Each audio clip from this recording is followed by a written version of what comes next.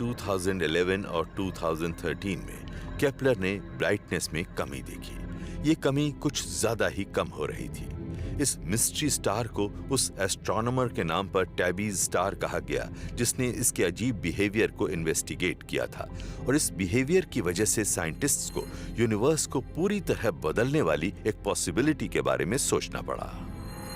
Tabby star वाकई interesting है क्योंकि हम ये जानते हैं कि कोई चीज उसका चक्कर काटते हुए उसकी लाइट रोक रही है। इसी वजह से हमें इसके बारे में पता चला, लेकिन कोई प्लैनेट इतनी लाइट नहीं रोक सकता। अगर जुपिटर के साइज का कोई प्लैनेट किसी नॉर्मल स्टार का चक्कर काट रहा हो तो उसकी वजह से थोड़ी लाइट कम हो सकती है, लेकिन टैबी स्टार की वजह से हमें करीब 20% लाइट कम होती नजर आ रही है।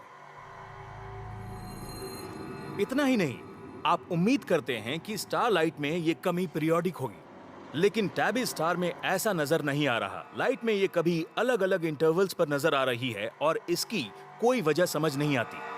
अगर केपलर की रीडिंग सही है तो कोई बहुत ही बड़ी और अजीब चीज टैबीज स्टार के चारों तरफ घूम रही है। ये भी हो सकता है कि ये एलियंस के तोड़े हुए प्लैनेट के बचे खुचे हिस्से हों और फिर इन्हें एक जायंट सोलर पावर प्लांट में बदल दिया गया हो सकता है कि एडवांस सोसाइटीज हमारे सोलर सिस्टम में मौजूद नेपच्यून जैसे किसी बेकार प्लैनेट के टुकड़े करके इसे अपने प्लैनेट की ऑर्बिट से बाहर एक बड़े से गोले की शक्ल में फिर बना दें, इसकी सनलाइट को कलेक्ट करें और उसे यूज करें।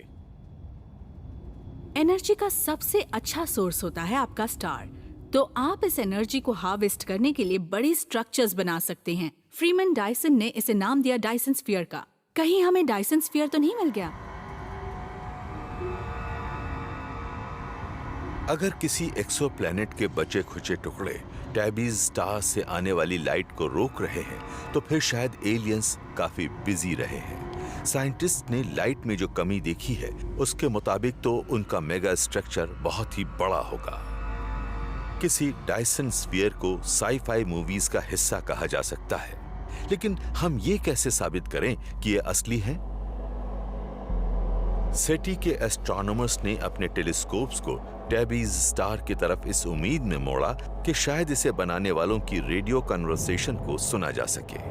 जैसे ही हमें टैबी स्टार के बारे में पता चला, हमने अपने एलन टेलीस्कोप के अरी के एंटीनास को इस स्टार की डायरेक्शन में मोड़ दिया और फिर करीब 1 या 2 हफ्ते काफी बड़ी रेडियो फ्रीक्वेंसी को कवर करते हुए सिग्नल्स ढूंढते रहे, लेकिन सिग्नल्स मिले ही नहीं। फ्लैशिंग लेजर लाइट्स ढूंढने के लिए पनामा में भी टेलीस्कोप यूज किया, लेकिन कुछ नहीं मिला।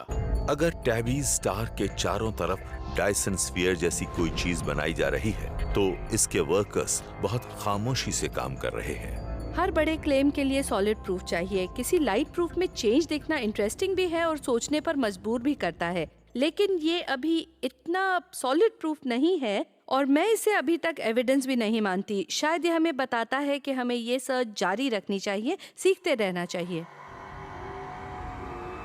अगर ये एलियंस हो तो मजा आ जाए, मेरी तो नौकरी पक्की हो जाएगी, लेकिन मैं इस बारे में रियलिस्टिक रहना चाहता हूँ।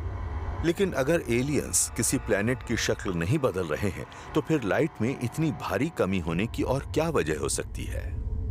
कहीं ये स्टेलर एक्टिविटी तो नहीं, कहीं स्टार के चारों तरफ ये कोई डिस्क तो नहीं। ये बिखरते हुए प्लैनेट भी हो सकते हैं, लेकिन फिलहाल सबसे ज्यादा पॉसिबिलिटी ये है कि शायद ये कॉमेट्स की कोई फैमिली है जिसके स्टार का चक्कर लगाने से लाइट घट रही है। कॉमेट्स बहुत बड़ी बर्फ से बनी बॉल होती हैं जो प्लैनेटरी सिस्टम्स के बनने के दौरान बचे मलबे से बनती है। लेकिन अगर कॉमेट्स का कोई बड़ा क्लस्टर टैबीज स्टार के आसपास मौजूद है तो वो कहीं ज्यादा बड़ा लग सकता है।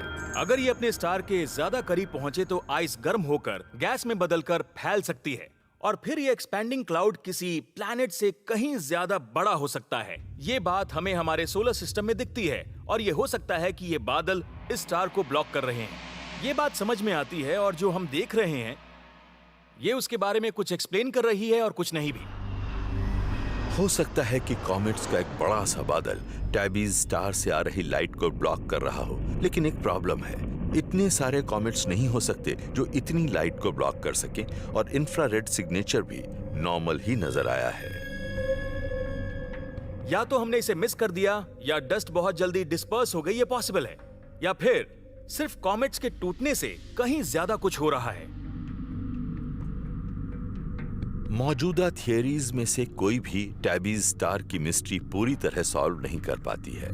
तो फिलहाल किसी प्लैनेट से एक एलियन मेगा स्ट्रक्चर बनने की गुंजाइश मौजूद है, पर यह पॉसिबिलिटी काफी कम है।